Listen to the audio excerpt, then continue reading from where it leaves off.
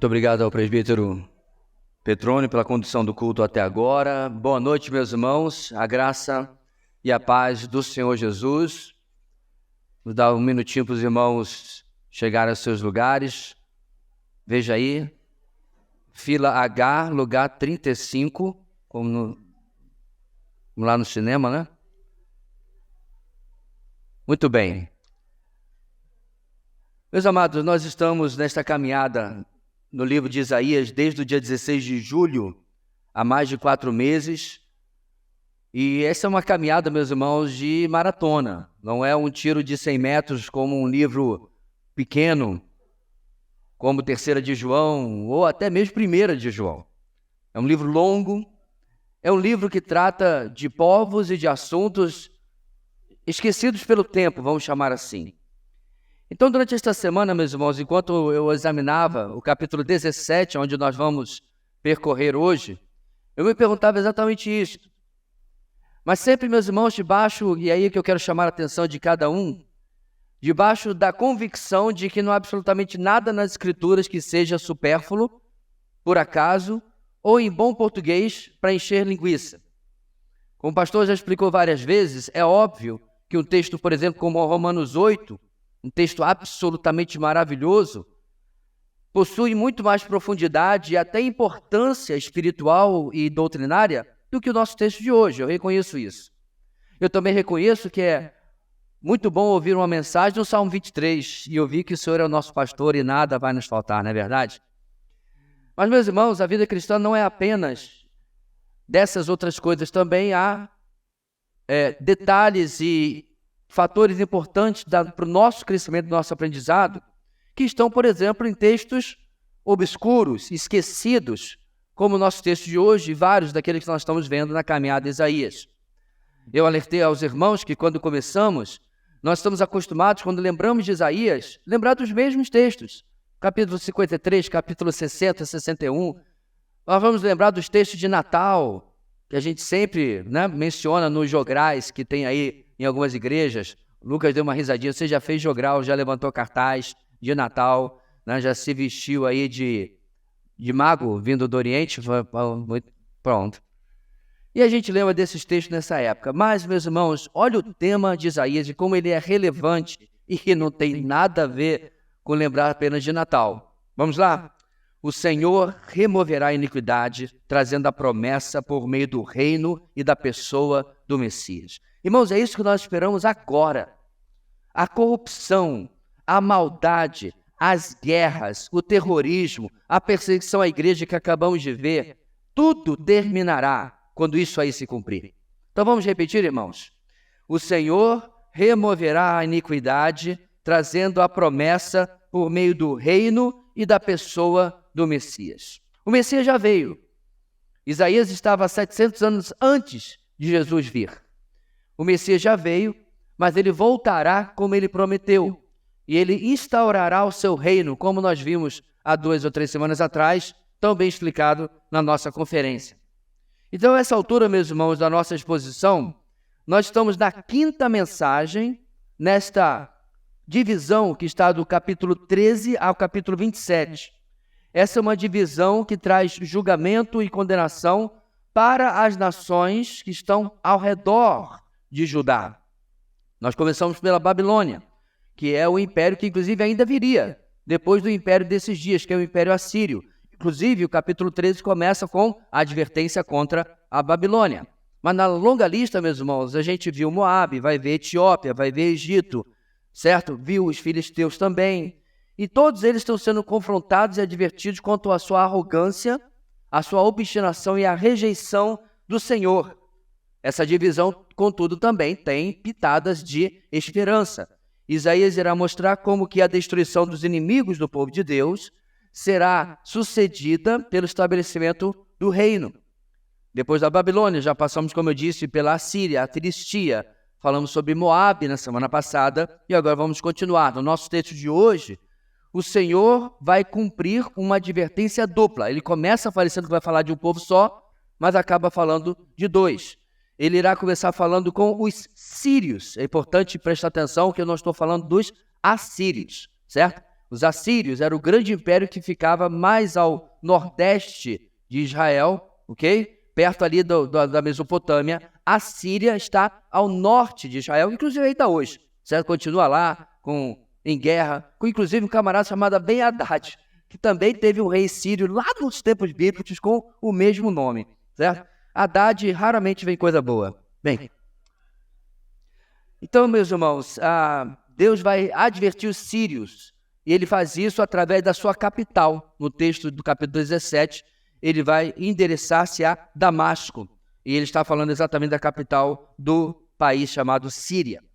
Mas logo, meus irmãos, no nosso texto, Deus vai falar muito mais com o aliado da Síria. E quem é o aliado da Síria? A gente viu lá no capítulo 7, é o reino de Israel, o reino do norte.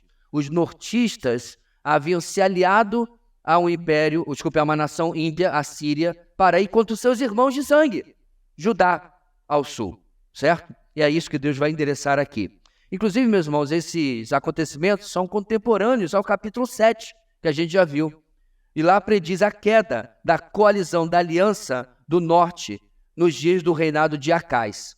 O reino da Assíria, o império da Síria, com Tiglat-Pileser, deixaria Damasco como um monte de ruínas no ano 732 a.C., e as suas cidades também dependentes dele, como Aroer, que está mencionado aqui em algumas versões, a NVI não usa esse termo, também serão devastadas. A glória de Damasco seria removida junto com a glória de Israel, o reino do norte. Essa glória, meus irmãos, ele se refere ao tamanho que Israel conseguiu ter e o poder que Israel conseguiu ter nos dias do rei Jeroboão II. E tudo isso, meus irmãos, vai ser destruído. Israel vai permanecer apenas com um pequeno remanescente das 10 tribos que ele tinha, porque a maior parte do povo será levada para a Síria em cativeiro. Os assírios tinham uma estratégia, irmãos, diferente dos babilônios. Lembra que os babilônios vão levar o reino do sul alguns anos depois e todo mundo praticamente vai ser levado? Quem fica para trás?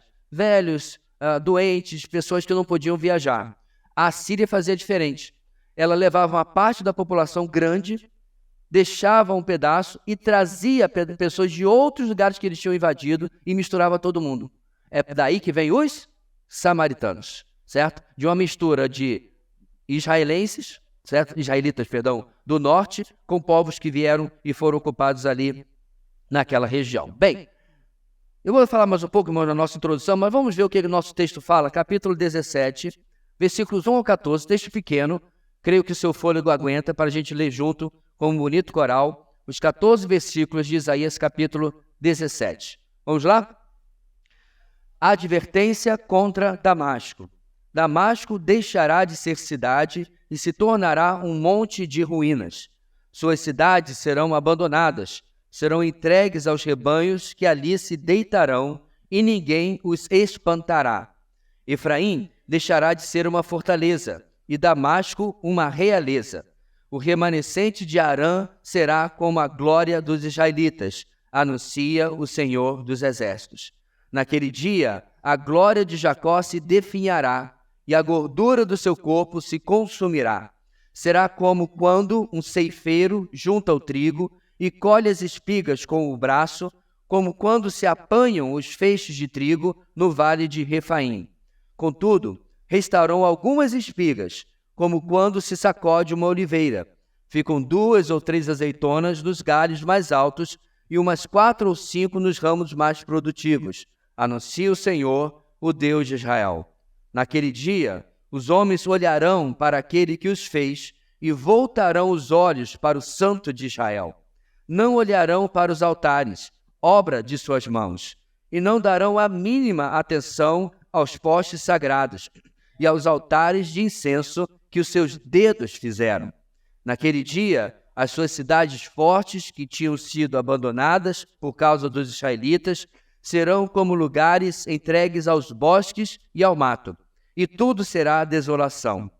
Porque vocês se esqueceram de Deus, do seu Salvador, e não se lembraram da rocha, da fortaleza de vocês. Por isso, embora vocês cultivem as melhores plantas, videiras importadas, e no dia em que as semearem, as façam crescer, e de manhã florescer, Contudo, não haverá colheita no dia da tristeza e do mal irremediável. O bramido das numerosas nações, bramam como o mar. O rugido dos povos, rugem como águas impetuosas. Embora os povos rujam como ondas encapeladas, quando ele os repreender, fugirão para longe, carregados pelo vento como palha nas colinas, como galhos arrancados pela ventania. Ao cair da tarde, pavor repentino. Antes do amanhecer, já se foram. Esse é o destino dos que nos saqueiam. Essa é a parte que caberá aos que roubam. Como temos feito, meus irmãos, vamos fazer uma breve recapitulação do que vimos nas últimas mensagens, lembrando da grande ideia, certo? Do tema das últimas mensagens. Muito bem. No capítulo 13, na mensagem lá no capítulo 13, a grande ideia foi o seguinte: a disciplina do Senhor deve ser levada a sério. Vimos como Isaías explica como Deus age com a disciplina e depois aplica isso à Babilônia. Detalhe, o reino que havia ainda nem se levantado, mas já está profetizado o juízo de Deus contra esse grande império. Na mensagem seguinte, capítulo 14, a nossa grande ideia foi: a bênção do Senhor sobre os seus será destacada sobre a ruína dos inimigos de Deus. Esse contraste, esse porquê o nosso texto mostra o contraste de primeiro a descrição de como o Senhor iria restaurar o seu povo e depois mostra na conclusão, por hora, da advertência à Babilônia.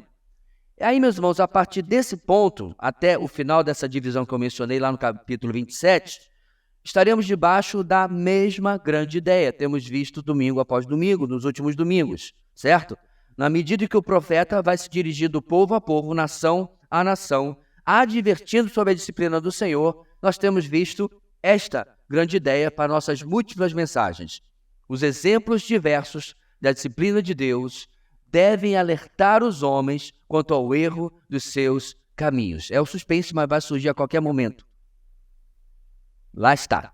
Como vai devagarinho, para dar um drama. Vê? Repetindo, irmãos, os exemplos diversos da disciplina de Deus devem alertar os homens quanto ao erro dos seus caminhos. Deus fez isso com Moabe semana passada e hoje vai fazer com Damasco, mas também com o Reino do Norte, com Israel. Esse aviso, como eu disse, que já começa tanto no capítulo 13 e 14 até agora, será repetido com variações do mesmo tema, variando a quem o Senhor está se dirigindo e alguns detalhes do porquê Deus está disciplinando tal povo e como vai disciplinar aquele povo, mas sempre mostrando, irmãos, a mão justa, soberana de Deus sobre as nações. Vale lembrar, irmãos, que esse aviso, ele não é relevante apenas para os dias de Isaías, não é relevante apenas para aqueles séculos, que estavam ao redor ali de Isaías. O nosso texto possui um forte significado para os nossos dias e para o nosso futuro escatológico, porque está registrando, meus irmãos, a advertência do Senhor às nações. Então, para pensar, se Deus advertiu as nações do passado, ele vai passar pano para as nações do presente e as do futuro? De jeito nenhum. Então, meus irmãos, se eu fosse o presidente de um desses grandes países do G4, do G8, do sei lá o quê, eu prestaria atenção nisso aqui. Inclusive, lá no Salmo, o Senhor diz, advertindo as nações: beijem o filho, para que não se ire. Agora, irmãos, nós já sabemos, está no final da sua Bíblia, é só dar uma olhadinha aqui. As nações não farão isso e elas serão confrontadas, disciplinadas e destruídas pelo Senhor naquilo que nós aprendemos, inclusive, também na nossa conferência, no tempo que se chama de tribulação. Mas antes de entrar no nosso texto, irmãos, precisamos compreender uma coisa. É praticamente impossível você estudar, você examinar as Escrituras e quase sempre se deparar com uma pregação sobre arrependimento. Essa é a razão, meus irmãos, porque alguns pregadores e alguns que se dizem pregadores pinçam textos para pregar. Porque é como se ele andasse em um campo minado. Vai indo por aqui, pecado confrontado. Vai por ali, pecado confrontado. Então ele tem que contornar isso aí e ficar só no Senhor é meu pastor, nada me faltará. Mas se nós formos sinceros, irmãos, a gente vê, inclusive o seu devocional com certeza tem lhe mostrado isso, como vez após vez, Deus vai mostrando que a nossa vida está sempre em reforma. está sempre em necessidade de melhoras, está sempre em necessidade de arrependimento. O nosso arrependimento, meus irmãos, ele não é pontual, ele é gerúndio. Nós precisamos de vidas em arrependimento. Ou seja, irmãos, de forma direta ou indireta, essa é uma mensagem, esse é um tema presente em toda a palavra de Deus. A palavra sempre está apontando para a nossa necessidade de mudança, de arrependimento, de produzirmos fruto que seja digno deste arrependimento. Então você se converteu este ano passado, há 5 anos, há uma década atrás. Nada muda. É provável que você já tenha vencido pecados que ficaram na sua história, graças a Deus. É coisa de museu, é coisa de arqueologia, graças a Deus. Mas é um problema, meus irmãos, novos erros surgem. E cada vez que a gente vai cavucando mais profundo na nossa vida, a gente começa a perceber áreas mais profundas, menos tocadas, que eu preciso endereçar, que eu preciso tratar junto ao meu Senhor e Salvador. Então, meus irmãos, a palavra de Deus hoje traz um país que nós não temos nenhuma relação, em uma história que nós quase não conhecemos, mas vai trazer 3 lições importantes de como Deus confronta pecado e por que Deus confronta pecado. Sempre lembrando dessa grande ideia sobre todo o nosso pensamento. Então, agora sim, vamos caminhar no nosso texto, versículo 1 ao versículo 3. A primeira coisa, meus irmãos, que o Senhor quer nos ensinar hoje é o seguinte: os que se juntam para o mal colherão a segura disciplina. Os que se juntam para o mal colherão a segura disciplina.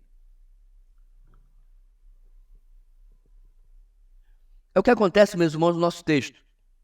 O nosso texto é uma repreensão para aliados, Síria e Israel. E o que acontece, irmãos, quando aqueles que conhecem o Senhor, que é o caso de Israel, se unem, se aliam, se juntam àqueles que desprezam o Senhor? A advertência a Damasco, a Síria, não tinha a capital da Síria apenas como único alvo, como a gente viu no texto. Claro, no texto fica logo de que Deus está falando principalmente ao reino de Israel, ao reino do norte, aquela parte do povo de Deus que mais tinha abandonado o Senhor Deus. Ele começa e logo nos primeiros versículos já muda, deixa Damasco de lado e começa a falar o tempo todo com Israel, o tempo todo com o reino do norte. E tal severidade que Deus demonstra aqui, essa severidade com essa aliança, tem uma razão principal naquilo que nós vimos quando passamos pelo capítulo 7. O que eles planejavam fazer, meus irmãos? Eles planejavam derrubar do trono o rei de Jerusalém, Acais, naquela época, não é isso? E colocar um rei que seria, na verdade, uma marionete nas mãos de Israel e da Síria. Agora, quem era, meus irmãos, o rei em Jerusalém? Ele era boa gente? Não. Mas ele tinha uma característica que deveria fazer com que Israel não topasse esse plano bolado junto com a Síria. Ele era um representante da dinastia davídica. Acais não era flor que se cheire, mas ele ainda era descendente de Davi. No mínimo, Acais estava no trono para preservar a descendência de Davi e depois com seus filhos e netos a coisa continuaria. E por que Israel deveria saber disso, meus irmãos? Porque não era nenhum segredo. Está lá em 2 Samuel, está lá em 1 Crônicas, 2 vezes registrado, Crônicas não havia sido escrito ainda, porque é escrito depois do cativeiro babilônico, mas está lá em 2 Samuel. O povo de Israel, meus irmãos, eles conheciam as Escrituras. Eles sabiam que Acais, apesar de ser aquela carne de pescoço, aquela carniça, aquele, né? Tudo aí que você acha que ele é mesmo, ele era descendente de Davi. Assim, meus irmãos, quando Israel se junta à Síria, Israel está ousando desafiar Deus naquilo que Deus havia jurado e naquilo que Deus havia prometido. Isso não é algo pouco, isso não é algo que deixa de ser sério. E é por isso que Deus está tratando assim com tanta seriedade o que eles estão fazendo. Então a queda de Damasco que é profetizada está ligada também à queda de Israel. Isso serve como um claro alerta, tanto para o próprio Israel, como para Judá, de que eles mudem os seus caminhos. Então veja bem, meus irmãos, quando Israel cai, Samaria, a capital, Anos depois, quando Judá cai, 100 e tantos anos depois, Jerusalém, a capital, não foi por falta de aviso. E aqui eu já vou abrir o meu primeiro parênteses. Quais são os avisos que Deus tem dado na nossa vida? Se quem avisa amigo não tem ninguém mais amigo que o nosso Deus. Ele nos avisa através do Espírito, Ele nos avisa através da palavra, Ele nos avisa através dos nossos pais, Ele nos avisa através de irmãos em Cristo. Olha, cuida, olha o que você está fazendo. E a gente insiste, e a gente preenche a definição da receita de loucura. Qual é a definição de loucura? Fazer a coisa do mesmo jeito e esperar um resultado diferente. A gente não ouve os avisos de Deus, não ouve os avisos da palavra, não ouve os avisos de irmãos queridos que Deus coloca no nosso caminho.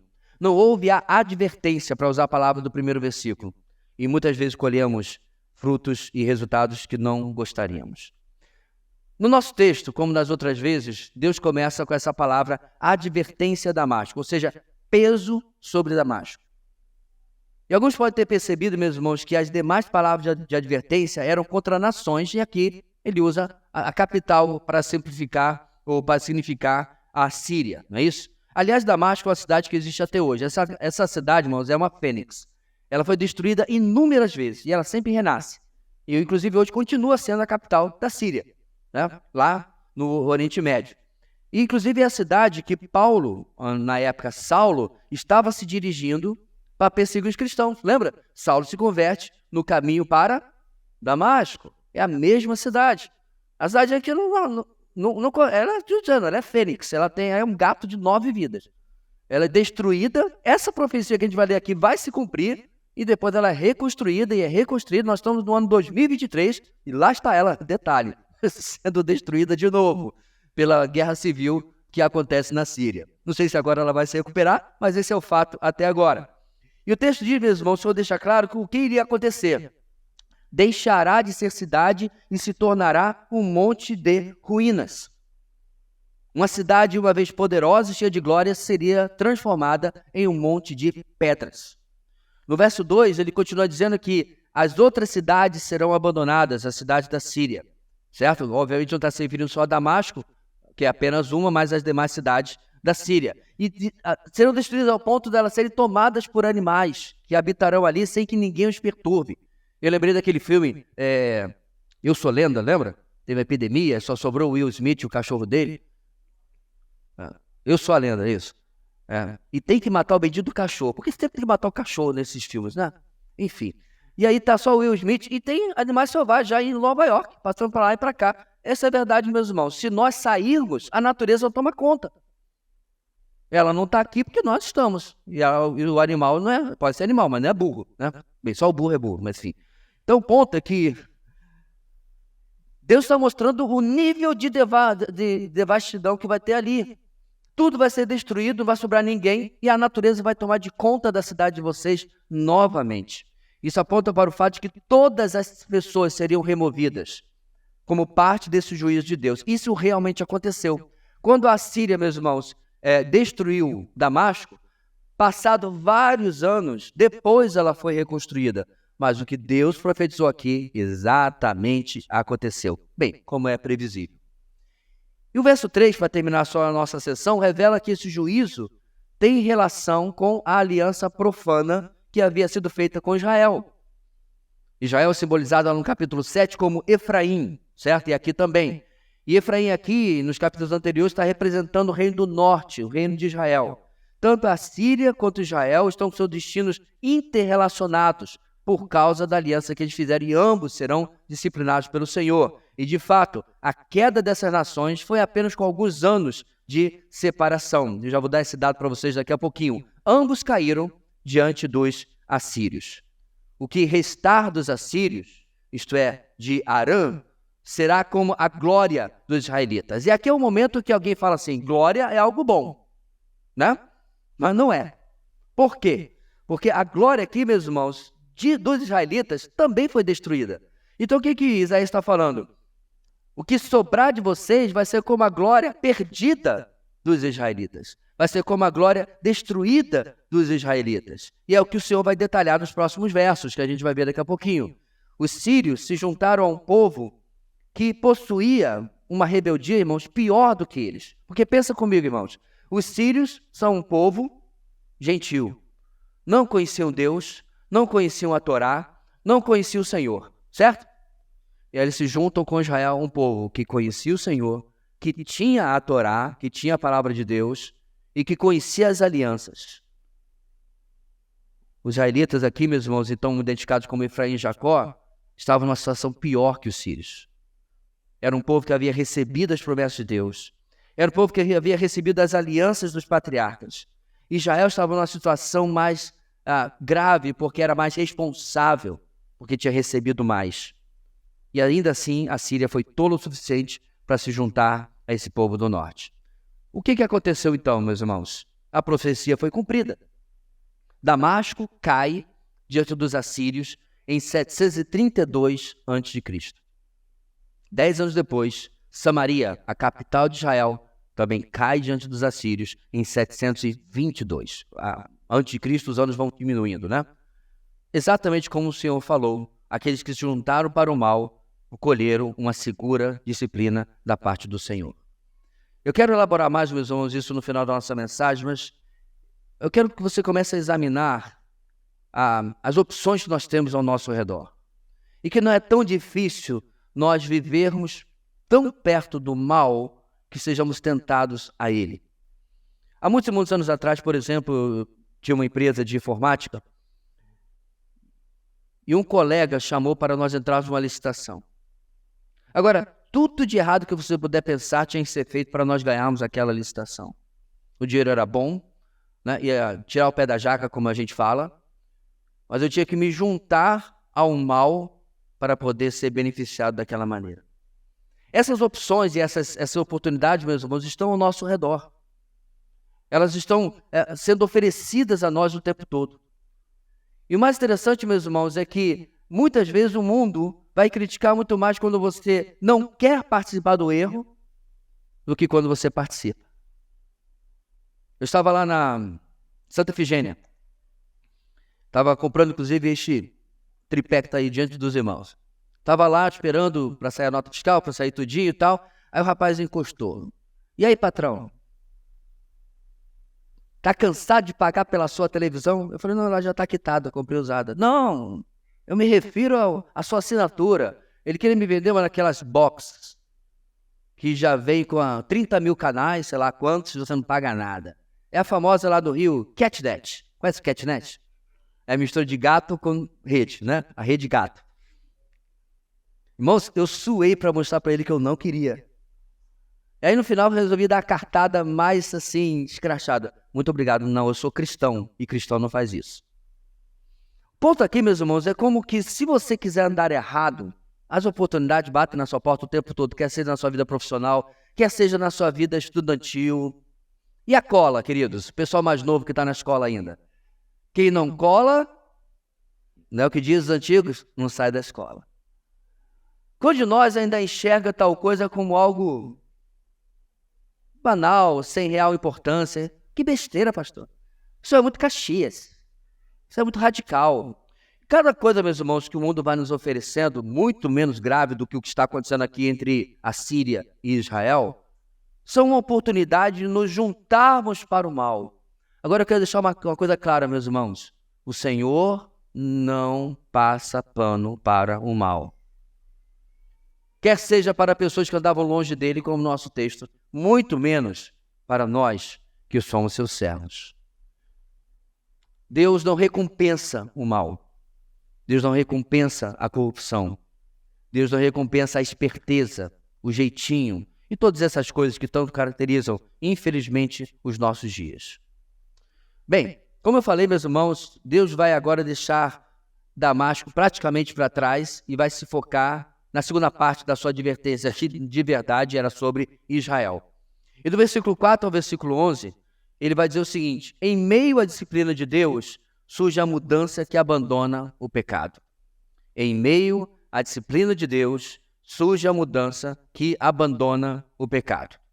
Como eu disse, no resto do nosso texto, Damasco, que é o que é endereçado inicialmente, é praticamente deixado de lado e agora vai ser o Israel representada por Efraim e Jacó. Esses são os termos que vão ser usados, né? Efraim é uma das tribos do norte e Jacó é o pai de todas essas tribos. É uma forma poética de Isaías endereçar o povo de Israel. No verso 4, Isaías diz que essa glória se definhará. Viu que a glória dos israelitas não era nada que se esperasse ter na sua vida? A glória se definhará e que a gordura do seu corpo se consumirá. O que isso significa? Isso se refere, meus irmãos, tanto às riquezas como à prosperidade que Israel tinha até esse momento. Tudo iria se perder, tudo acabaria. A imagem no verso 5 é do trigo e das espigas de milho sendo colhidas. A colheita é frequentemente uma imagem, meus irmãos, de julgamento. Inclusive vai ser usado no fim dos tempos, não é isso? Onde os anjos de Deus farão a última colheita. Mas aqui, meus irmãos, no meio disso tudo vem uma pequena palavra de esperança. Ele falou que a glória se definhará, que a gordura se acabará, se consumirá, enfim, ruim. Mas olha o que acontece no versículo 6. Olha na sua Bíblia. O verso 6 começa com um contudo. Aliás, meus irmãos, graças a Deus pelos contudo, porém, mais que tem na Bíblia. Especialmente quando elas vêm depois de notícias ruins. Certo? Vocês estavam mortos nos seus delitos e pecados. Mas Deus, que é rico em misericórdia. Viu como é bom os mais, contudo e porém que você encontra na Bíblia depois das notícias ruins? Mas Deus, que é rico em misericórdia, com grande amor que nos amou, e Efésios segue no capítulo 2. A mesma coisa aqui. A má notícia é que tudo se acabaria. Contudo, para o julgamento ilustrado nessa colheita 5 tem esse contudo. Que apesar da colheita acontecer, o que o Senhor diz aqui, meus irmãos? Olhe na sua Bíblia. Ficam 2 ou 3 azeitonas nos galhos mais altos e umas 4 ou 5 nos ramos mais produtivos. E como nós temos visto, irmãos, em diversas passagens aí, o Senhor está falando novamente de um remanescente. Vai tudo se acabar, mas calma, eu vou deixar o remanescente, porque eu tenho promessa para esse povo ainda. Eu tenho coisas a fazer por este povo ainda. Apesar de Israel ser uma nação, irmãos, que havia abandonado o Senhor, é meio óbvio nós pensarmos que isso não abrangia 100% da população. Você quer ver uma coisa? Quando os reinos se dividiram, certo? O reino do sul, Judá, e o reino do norte, Israel, quando os reis do norte começaram a meter os pés pelas mãos, um após o outro, lembre, nenhum rei do norte prestou. Nenhum rei do norte serviu o Senhor. O que aconteceu com muita gente? Especialmente, por exemplo, os levitas. Eles migraram para o sul. Certo? Saíram do norte, foram para o sul, foram para Judá, porque lá, aqui e acolá surgiu um rei, como Asa, como Josafá, certo? Reis que eram tementes ao Senhor, como Ezequias, que vai vir daqui a pouquinho. Então, havia ainda dentro dessa população um remanescente fiel. Dentro de Israel havia 2 ou 3 azeitonas que se salvavam, digamos assim. Isso provavelmente, meus irmãos, aconteceu naqueles que fugiram para o sul, mas também alguns que permaneceram tentando fazer a diferença. Por exemplo, os profetas que profetizavam para o norte. Eles não estavam na corrupção, eles não estavam na rebeldia, eles estavam dentro desse remanescente. No verso 7 encontramos uma mudança de cenário. Já houve essa palavra de esperança, mas agora Isaías vai posicionar quando essa esperança vai acontecer. Por quê? Porque o verso 7, novamente olhe na sua Bíblia, começa com aquela famosa expressão, irmãos, naquele dia. Aquela expressão, irmãos, que às vezes tem cumprimento no presente, mas muitas vezes nos transporta para o futuro. Por que nós sabemos isso, irmãos? Porque a maioria, na verdade, dessas expressões tratam de coisas que nunca aconteceram na história da humanidade. Ainda estão por acontecer. Então nós entendemos que profeticamente os profetas usavam essa expressão naquele dia ou nos últimos dias como uma expressão técnica. Uma expressão que está dizendo o seguinte, presta atenção, porque parte disso vai se cumprir agora, mas parte vai se cumprir no futuro. E essa expressão, então, nos transporta para esse futuro. O juízo de Israel, do reino do norte, não será para destruição definitiva. Haverá um dia de restauração. Eles olharão para o Senhor que os fez, para o Santo de Israel, como está no versículo 7. Agora, presta atenção, irmãos, isso nunca aconteceu. Ainda não. O reino do norte, a Israel, foi levado para a Síria, certo? E jamais retornou do cativeiro. Foi espalhado pelo Império Assírio, na verdade, por toda a sua extensão. Teve gente que foi para o norte da África, ali ainda o pedacinho do sul da Europa, ainda mais para a Ásia. A Assíria chegou a alcançar até perto da Índia e espalhou judeu para tudo quanto é lugar. E eles, não existe registro que tenham voltado como bloco, como nação, como Judá um dia fez, voltando da Babilônia. Ou seja, meus irmãos, isso aqui não se cumpriu ainda. E além disso, meus irmãos, essa expressão, além da expressão naquele dia, nós sabemos dos detalhes que não se cumpriram como uma forma de confirmar que ainda falta algo para o futuro. Esse arrependimento vai alcançar esse remanescente de Israel que vai voltar cada vez mais para o Senhor.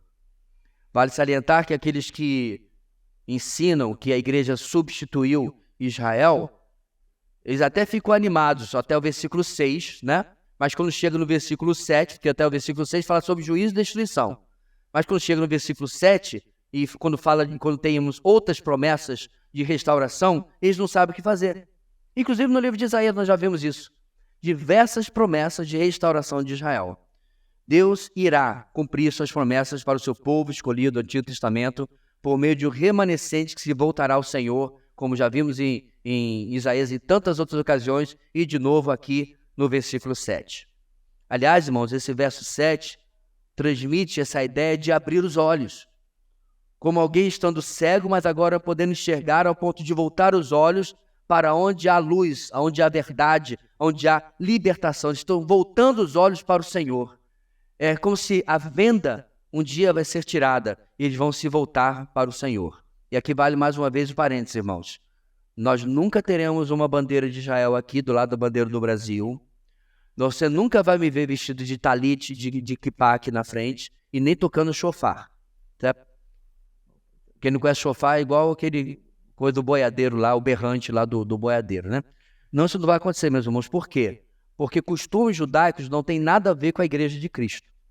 São costumes culturais dos judeus. A nação de Israel não é esse remanescente que nós estamos tratando aqui. O remanescente sai da nação de Israel. Hoje de manhã eu falei sobre isso na EBD, mas muitos dos judeus, nos dias do fim, nesses últimos dias, naquele dia, muitos desses judeus serão condenados, porque darão ainda assim as costas e rejeitarão o Messias. Ok? Importante que a gente saiba disso, importante que a gente destaque isso. Bem, o texto continua, verso 8. Olho no lance, olhe na sua Bíblia. Por outro lado, a libertação espiritual em enxergar a verdade vai trazer a cegueira para com o erro. Cegueira entre aspas, né? A cegueira para com a mentira, a cegueira para com a idolatria.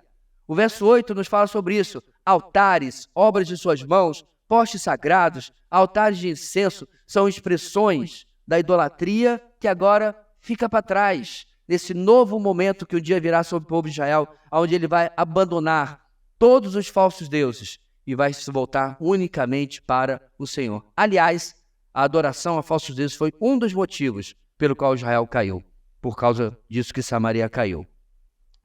Porém, meus irmãos, nem tudo são flores, né? A gente está falando de restauração remanescente, que vai ser trazido de volta, legal, né? Porém, verso 9, naquele dia também será um tempo de aflição. O verso 9 fala sobre essa aflição, se refere à tribulação que virá sobre o povo judeu nos últimos anos, antes do retorno do Messias. Você que perdeu, infelizmente, a nossa conferência, talvez esteja se perguntando sobre o que está falando. Então foi bastante explorado na nossa conferência, como que particularmente na segunda metade da tribulação, que a gente chama mais de grande tribulação, o anticristo voltará para perseguir o povo de Israel, para o povo judeu, e esse vai ser a reta final, onde eles se voltarão para o Messias, reconhecendo a Cristo como Senhor e Salvador. Então esse momento, meus irmãos, é chamado na Bíblia de a angústia de Jacó. Angústia de Jacó. Jeremias 30 fala sobre isso. Essa é a palavra que veio a Jeremias da parte do Senhor. Isso é 100 anos depois de Isaías, irmãos. Assim diz o Senhor, o Deus de Israel. Escreva no livro todas as palavras que eu lhes falei. Certamente vêm os dias, diz o Senhor, em que mudarei a sorte do meu povo, Israel e Judá, e os farei retornar à terra que dei aos seus antepassados, e eles a possuirão, declara o Senhor. Essas são as palavras que o Senhor falou acerca de Israel e de Judá. Assim diz o Senhor: ouve-se gritos de pânico, de pavor e não de paz. Pergunte e veja: pode um homem dar à luz? Porque veja então todos os homens com as mãos no estômago, como uma mulher em trabalho de parto, porque estão pálidos todos os rostos. Como será terrível aquele dia, sem comparação. Será tempo de angústia para Jacó, mas ele será salvo. Naquele dia, declara o Senhor dos Exércitos, quebrarei o jugo que está sobre o pescoço deles e arrebentarei as suas correntes. Não mais serão escravizados pelos estrangeiros. Servirão ao Senhor, ao seu Deus, e a Davi, seu rei, que darei a eles. Aí o pessoal diz que isso aqui vai se cumprir na igreja. Como? Mais claro, meus irmãos, mais literal do que isso não dá. E acredite, meus irmãos, Jeremias não está falando de 1947 e 48, quando Israel voltou a ser nação e voltou para lá. Aquilo foi um gostinho, aquilo foi uma avant-première. Haverá ainda uma dispersão que acontecerá na tribulação, Israel será espalhado novamente. E isso aqui que está escrito se cumprirá porque Deus é fiel. Ele não faz promessa, ele não faz profecia sem que ele cumpra. E ele não faz propaganda enganosa. Ele não falou uma coisa para o seu povo aqui de Israel para depois cumprir na igreja. Até porque eu nunca fui espalhado para lugar nenhum, e eu nunca estive em cativeiro, e eu nunca tive nada dessas coisas que estão aqui. Se cumprirá exatamente sobre o povo de Deus. É sobre isso, irmãos, que nos fala o verso 9. Continuando e voltando para o nosso texto em Isaías 17. É isso que fala diversas palavras da Bíblia. O Antigo Testamento fala de tempo de restauração, mas também fala que esse tempo será precedido para Israel por grande angústia. No verso 10, o Senhor deixa claro a razão do porquê tudo isso tem que acontecer. Israel tem esquecido de Deus, e tem esquecido de Deus, meus irmãos, mais e mais ao longo da história. Então, quando você vê, né, tem surtido nos Instagrams da vida aí, nos WhatsApp, aqueles soldados agora, no momento dessa guerra triste, reunidos, né, alguns com talit, com quipá. Eu vi um que estavam dançando em roda, no meio tinha um rabino, né, um rabi ali. Aí você diz, nossa, que povo fiel, né? Que povo crente. Sinto estourar a sua bolha. Há muito mais, meus irmãos, cultura, folclore, do que qualquer coisa. Há sim no meio deles, é claro, aqueles que buscam o Deus, seus antepassados e tudo mais, mas, irmãos, acredite, ouvindo quem já esteve lá, você não vê em lugar nenhum essa religiosidade. Muito pelo contrário.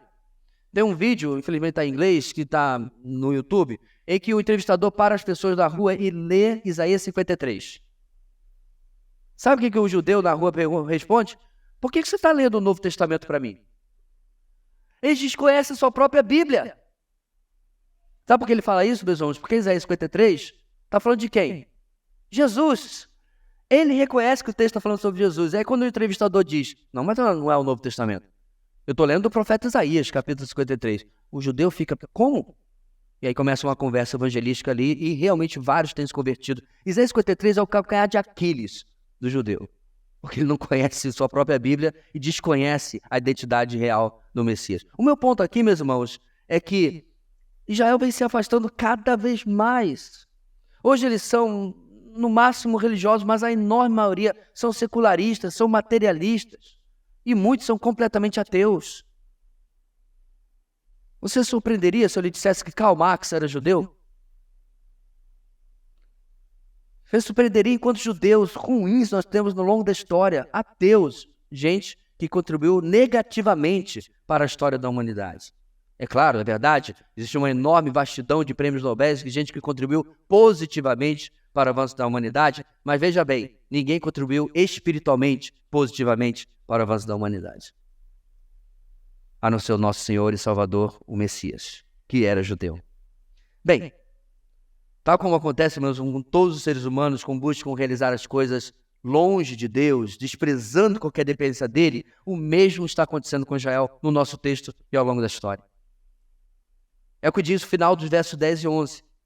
Por isso, embora vocês cultivem as melhores plantas, videiras importadas, e no dia em que as semearem as façam crescer e de manhã florescer, contudo é ruim.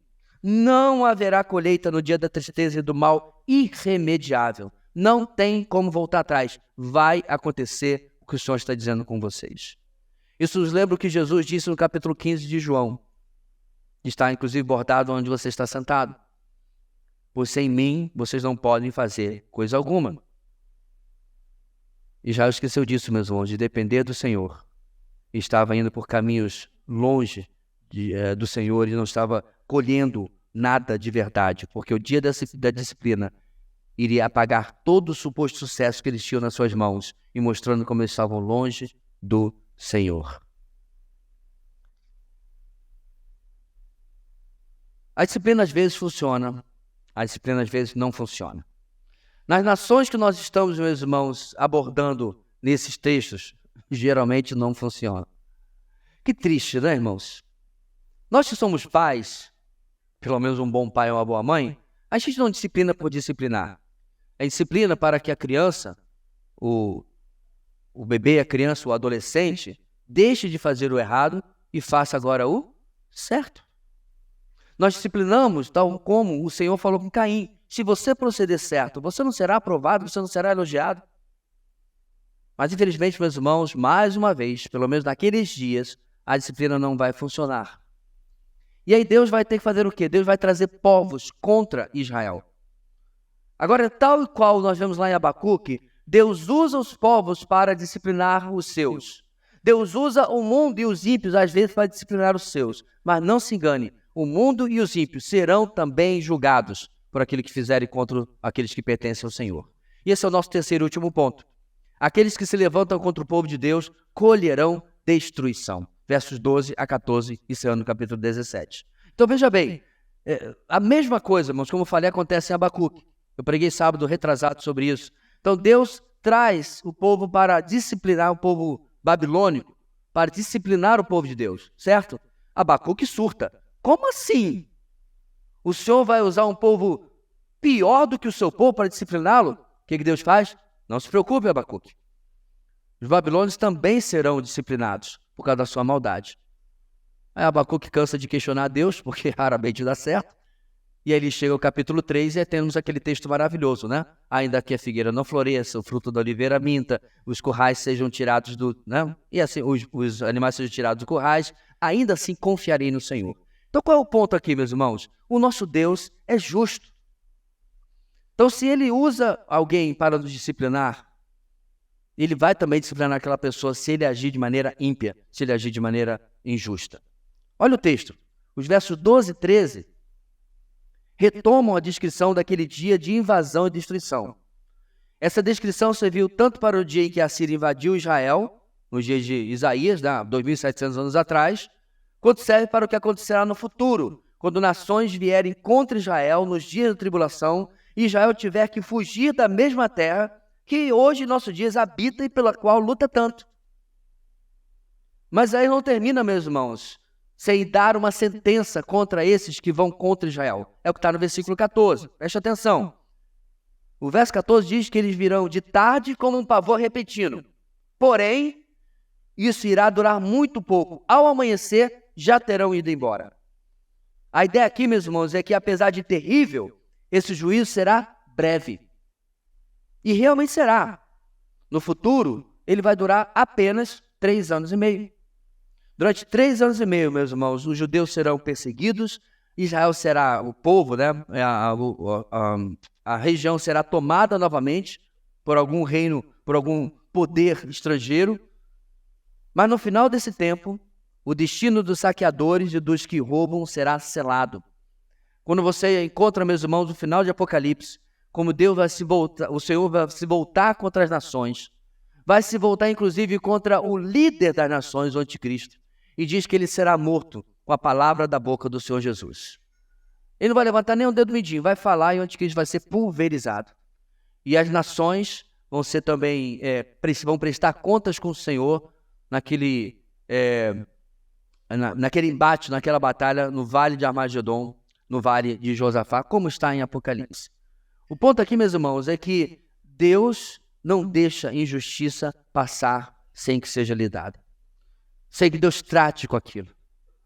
Então você liga o seu telejornal e você fica com uma alegria tremenda, né? As leis sendo subvertidas, não há segurança jurídica, você sabe do que eu estou falando. As leis são maleáveis, dependendo de quem ou a quem, né, beneficia. Aquilo que há 2 anos atrás dava manchete e ia para o tribunal, hoje é normal e passa esse pano, e assim vai. E para quem tem mais idade, como eu e vários aqui, a gente sabe que sempre foi assim. Vivemos em um mundo de injustiça. Quando alguém diz assim, não, entra na justiça com alguém, você já desanima. Porque ou demora demais ou nada acontece de fato. Tudo isso, meus irmãos, será passado, ficará para trás. E nós teremos um reino de absoluta justiça, onde o Senhor reinará soberano e todas as nações servirão ao Senhor. Inclusive essas que aqui estão se voltando contra Israel, contra o povo de Deus e, obviamente, também contra o nosso Senhor Deus. Quais são algumas lições, irmãos, para nós fecharmos o nosso tempo hoje? Os que se juntam para o mal colherão a segura disciplina. E aí eu tenho que voltar à pergunta, com quem nós temos nos aliado? Desde coisas simples, meus irmãos, como amigos. Eu confesso, eu nunca consegui compreender alguém dizer, tá, que é o meu melhor amigo. Quem ele é? Ah, ele é macumbeiro. É o melhor amigo, que ele é ateu. Pastor, não tem nenhum macumbeiro, ateu, se eu que seja uma boa pessoa? Isso não é um ponto. De repente ele inclusive é uma pessoa melhor que você. Isso não é um ponto. A não ser que a sua definição de melhor amigo seja diferente da minha. Porque o meu melhor amigo, eu sento junto para orar e chorar junto. Eu não tenho como orar e chorar com esse camarada aqui, por melhor que ele seja. Gente boa, parceiraço, para jogar bola, né? Para jogar videogame, mas para compartilhar o meu coração e dividir o meu peso espiritual, ele não tem uma coisa simples, irmãos. Não é salvo, não é de Deus, não é filho, como pela graça de Deus eu e você somos. Mas há muitas mais coisas. As nossas alianças de negócio. Quantas vezes os cristãos se metem nos piores negócios possíveis, porque fazem aliança com quem não deveria. Fazem aliança com pessoas que não têm os mesmos princípios da palavra regendo a sua profissão. E às vezes tem que comprometer, ceder, porque não querem ser vistos como talvez radicais, fundamentalistas, e assim por diante. E os nossos interesses românticos. Nós temos ensinado, meus irmãos, sobejadamente na nossa igreja, o princípio claro da palavra de Deus, que não há comunhão entre luz e trevas. Muitos anos atrás, uma querida amiga, muito querida mesmo, se viu, eu entendo assim, pressionada pelo tempo. A idade ia passando, ia chegando perto dos 40 anos, o relógio biológico já estava começando a faltar bateria. Casou-se com um homem ímpio. E com o tempo revelou-se que foi uma das piores decisões que ela poderia tomar na sua vida. Advertências que a palavra de Deus nos fala, meus irmãos, nos traz. Então, quais são os limites que nós cristãos devemos observar? A palavra já coloca nossos limites. A palavra já coloca, meus irmãos, os nossos cuidados, as nossas diretrizes. No nosso texto, essa aliança nem deveria ter ocorrido. Mesmo que ela buscasse o bem, ela não deveria ter ocorrido. Mas ainda mais porque ela buscava o mal e buscava atacar o povo de Judá que estava ao sul, povo que era irmão do povo de Israel ao norte. Ou seja, se uniram para promover o mal. Certamente porque acharam que o benefício que iriam colher disso era algo que valeria a pena comprometer os seus princípios. Você é uma pessoa de princípios? Veja bem, meus irmãos, que a vida cristã ela não é de regrinhas. Isso é que, infelizmente, muito evangélico gosta, né? Pastor, qual é a doutrina da sua igreja sobre roupa? Estou engraçado essa pergunta. Qual a doutrina da sua igreja sobre álcool? Qual é a doutrina da sua igreja? Eles entendem, meus irmãos, que a gente tem que ter um manualzinho de um monte de regrinhas do que fazer ou não fazer, né? Não ouvir arararás, música secular. Não vestir arararás, calça, não, aí tem as regrinhas para a pessoa. É fácil, meus irmãos, ser religioso com regrinhas. Mas sabe o que é mais precioso e mais poderoso? Ser cristão por princípios. Reger a nossa vida por princípios eternos tirados da palavra de Deus. Aí, quando você for comprar a sua roupa, os princípios entram e eles lhe guiam sobre o que comprar e o que não comprar. Aí quando você vai lidar com o uso do álcool, os princípios da palavra de Deus entram para saber como você deve ou não proceder. E em tudo na sua vida, princípios vão reger o que você deve ou não fazer. Nosso segundo ponto, em meio à disciplina, surge a mudança que abandona o pecado. Todas as vezes que o Senhor executou a sua disciplina contra o seu povo, o objetivo era produzir arrependimento e mudança. E isso não mudou hoje, não. Nos dias de Isaías, isso infelizmente não funcionou. Mas o nosso texto mesmo diz que funcionará no futuro, nos últimos dias. Mas veja bem, e nós? Será, meus irmãos, que eu estou disposto a responder positivamente à disciplina do Senhor? Talvez a sua primeira resposta seja, pastor, claro que sim. Mas pense bem, porque isso vai necessitar mudança. Então veja bem, Deus lhe disciplinou sobre tal área da sua vida. E você entendeu que você está errado, certo? Aí Deus diz, joia, então agora vamos consertar. Você está fazendo assim, faz assado. Aí você diz, não, mas aí não. Aí eu vou ter que mudar um monte de coisa no esquema da minha vida. Então você não, é daí que se aplica, meus irmãos, aquela parábola do homem que começou a construir a torre e não mediu os custos. E chegou até a metade e virou piada, porque não terminou a torre. É isso, meus irmãos, o preço do discipulado. É nesse contexto que está essa parábola. E como dizia o falecido Tim Keller, né, o que nós perdemos esse ano passado, né? Ele dizia que o evangelho não vai lhe custar muito. O evangelho vai lhe custar tudo. Esse é o problema de quem não consegue compreender sobre oferta, sobre dízimo. Não, Deus não quer nem 5, nem 3, nem 10, nem 20% do seu nome, meu irmão. Deus quer tudo. Mas Ele é tão bom que Ele pega a maior parte disso tudo e diz, usa para você passear, usa para você vestir, usa para você comer, usa para a sua alegria. Porque nosso Deus é um Deus de prazer, é um Deus de alegria, é um Deus de coisas boas da nossa vida. O ponto principal aqui, meus irmãos, é que será que eu tenho respondido desta maneira a tudo que o Senhor tem dado a mim? A resposta para a disciplina de Deus tem sido um grato e satisfeito, dizendo, Senhor, muito obrigado, agora eu entendi que é o melhor. Desse jeito vai dar mais certo na minha vida. Desse jeito eu vou ser bem-sucedido. Desse jeito eu vou ser realmente próspero, pelo menos espiritualmente falando. Porque essa, meus irmãos, ou esse é o objetivo da disciplina de Deus, é que surja mudança e que venha o abandono do pecado na minha e na sua vida. Terceiro ponto, aqueles que se levantam contra o povo de Deus escolherão destruição. Nosso texto termina, irmãos, deixando claro que haverá um dia de prestação de contas. Diferente de 2.700 anos atrás, a escolha hoje é bem mais clara. Ou você está do lado de Cristo ou você está contra Ele. Meu querido irmão em Cristo que está aqui hoje, meu querido visitante, não há coluna do meio. Não tem meio termo. Quem comigo não ajunta, espalha, disse o Senhor. Não tem ser filho de crente. Não ter nascido na igreja. Não tem meio termo.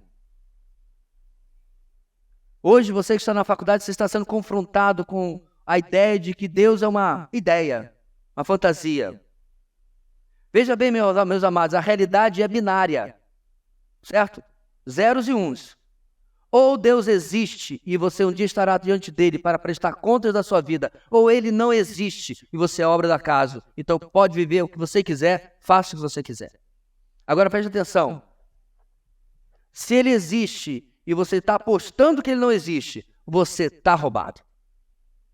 Porque você vai estar diante dele, porque você apostou errado. Agora, se ele não existe, e nós aqui temos apostado a nossa vida de viver fazendo o bem, viver para servir, mesmo que estejamos servindo alguém que não existe, eu estou muito bem. Porque vivo uma vida que estou colhendo a paz que esse ser que nem existe me prometeu. Eu estou vivendo uma vida que este ser que nem existe, abundante, que ele prometeu. E se ele não existe, e a minha vida no último suspiro simplesmente deixar de existir, não perdi absolutamente nada. Porque se alguém acha que mulheres, drogas, álcool, balada é vida, converse com quem está lá e você vai ver que não é vida. Converse no dia seguinte com o travesseiro dessa pessoa e você vai ver que não é vida.